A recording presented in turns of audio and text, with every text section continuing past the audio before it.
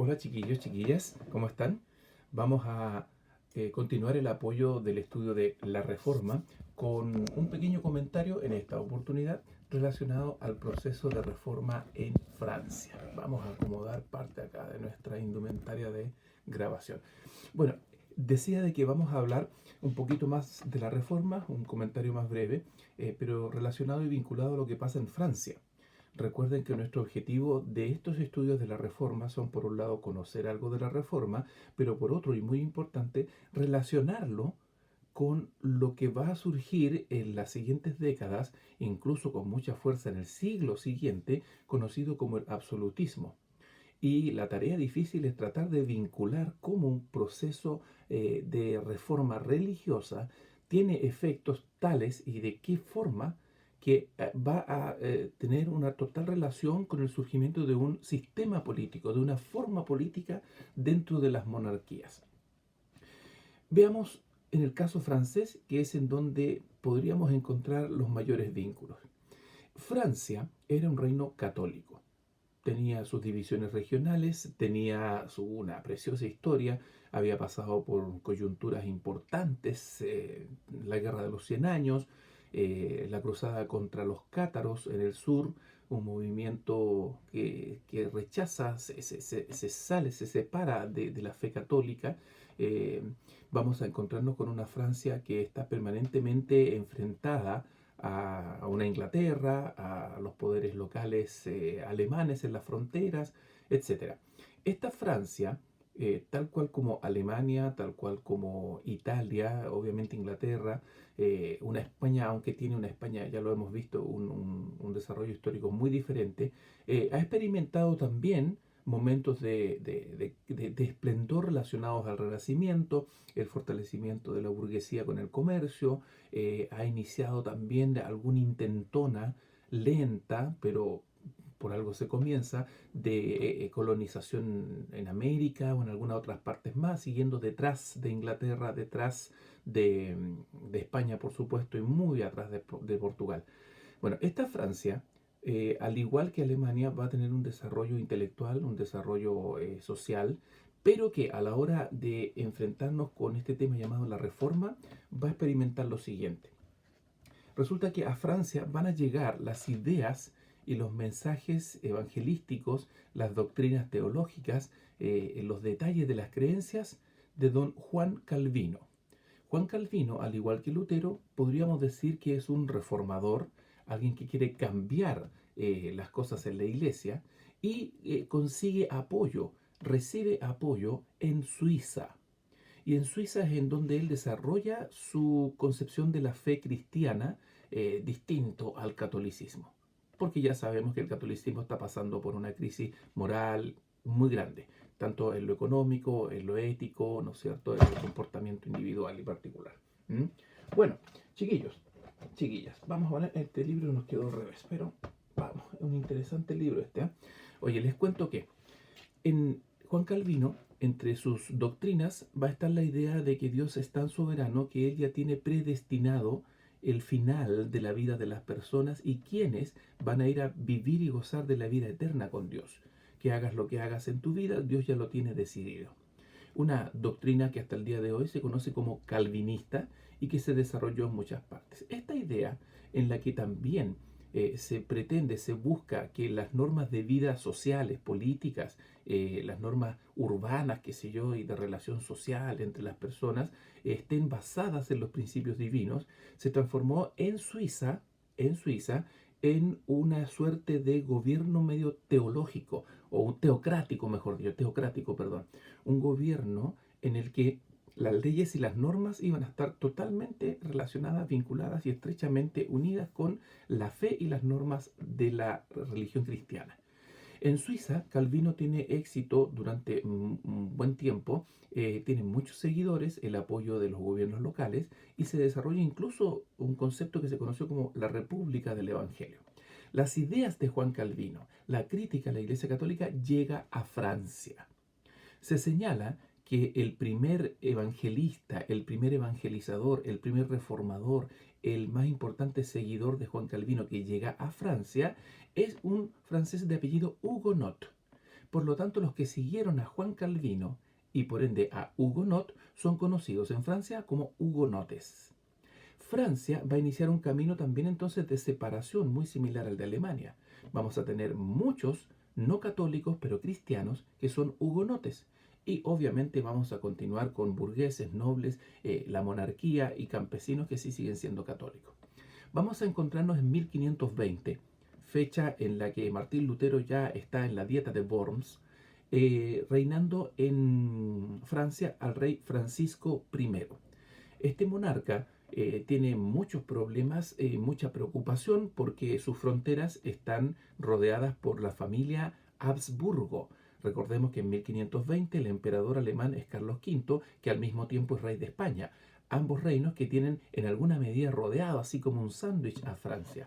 Francisco I, su principal preocupación es evitar perder sus fronteras, perder el control de su reino, evitar que Carlos V se transforme, de hecho finalmente lo hizo, ¿no? Evitar que se transforme en un emperador que también controle a Francia. No obstante eso, va a surgir al interior de Francia entonces una fuerte corriente de calvinistas que son conocidos como hugonotes. Francia se va a dividir concretamente y la rivalidad entre hugonotes y católicos va a ser muy, pero muy grande. Van a existir desencuentros, no van a desarrollar concilios o dietas, como en el caso alemán, en donde van a buscar un acuerdo, una tolerancia. En Francia rápidamente nos vamos a encontrar con un proceso de guerra, una guerra de religión, una guerra religiosa entre hugonotes y católicos franceses. Esta guerra es tremendamente cruenta, afecta los castillos, afecta las ciudades, las aldeas, los campos, va a afectar evidentemente el comercio, va a sumir a Francia en una crisis importante, dura, triste. Además de eso, agregamos entonces que Francisco I está con sus ejércitos defendiendo sus fronteras y llevando una conducta beligerante, estando en guerra permanentemente con Carlos V. El, los acontecimientos en Francia van a ir en una escalada cada vez más grande. Vamos a encontrarnos en un momento determinado en donde los sucesores de Francisco van a buscar algún tipo de arreglo. El rey es católico, pero su principal ministro, Coligny, es hugonote, buscando una especie de entendimiento entre las dos facciones. Se va a buscar también un arreglo matrimonial. Y sin embargo, en 1572, en los momentos en donde la reina María de Medici, que era la esposa del rey, ha concertado un matrimonio para buscar los arreglos entre hugonotes y católicos, la verdad es que se produce lo que llamaríamos hoy un atentado y el ministro Coligny es asesinado. Se produce una suerte de venganzas durante una semana que estallan concretamente en una noche que se conoció como la noche de San Bartolomé, en la cual los hugonotes de París, los hugonotes de toda Francia, comienzan a ser perseguidos y brutalmente asesinados todos, sin ningún juicio. No es prácticamente una batalla, hay conatos, hay enfrentamientos, pero es literalmente una masacre de católicos contra los hugonotes en la noche de San Bartolomé, que después de una semana termina con 30.000 hugonotes muertos en Francia. Una cifra bastante elevada, y aunque algunos dicen que fueron 20.000, igual es mucho. De esta manera nos vamos a encontrar con una Francia todavía fragmentada, una Francia dolida y unos católicos arrogantes que han prácticamente asesinado a estos más de 25.000 hugonotes. El siguiente rey es Enrique IV. Enrique IV es un rey que va a buscar terminar también con esta guerra de religión y después de unos acuerdos conocidos como el Edicto de Nantes, en el que se trató de coexistir católicos y hugonotes, permitiendo a los hugonotes tener también castillos, tener fortalezas, poder desarrollar su vida comercial, su vida social, pero resulta de que Enrique IV en 1598 él va a observar claramente que esto sigue dividiendo Francia. Y fundamentalmente entonces él va a decir, ¿sabe qué? Yo como rey quiero gobernar una sola Francia y ser un rey que tenga el control de todo. Ya no quiero estas fuerzas políticas, religiosas y sociales como las de los hugonotes que realmente me entorpecen el progreso de Francia. Y me apuro con el comentario, chiquillos. Enrique IV entonces va a firmar un edicto que va a revocar, va a anular el llamado Edicto de Nantes, en el que se le permitía a los hugonotes poder coexistir, sobrevivir y vivir lo más tranquilo posible dentro de Francia. ¿Por qué lo va a revocar? Porque él elabora un sistema político mental con una frase. Él dice, ahora Francia va a tener un rey, una ley y una fe. Unidad. Un rey, yo, Enrique IV. Una ley, la mía, la del rey, la que emana desde París. No un montón de pequeñas leyes locales que cada señor feudal pudo haber tenido o que cada noble aplica en sus tierras ahora. No, una ley, la del reino. Hay una sensación de unidad. Y finalmente, obviamente, dice un rey, una ley, una fe. Y esa fe católica. Ya no quiere una Francia dividida y se acabó.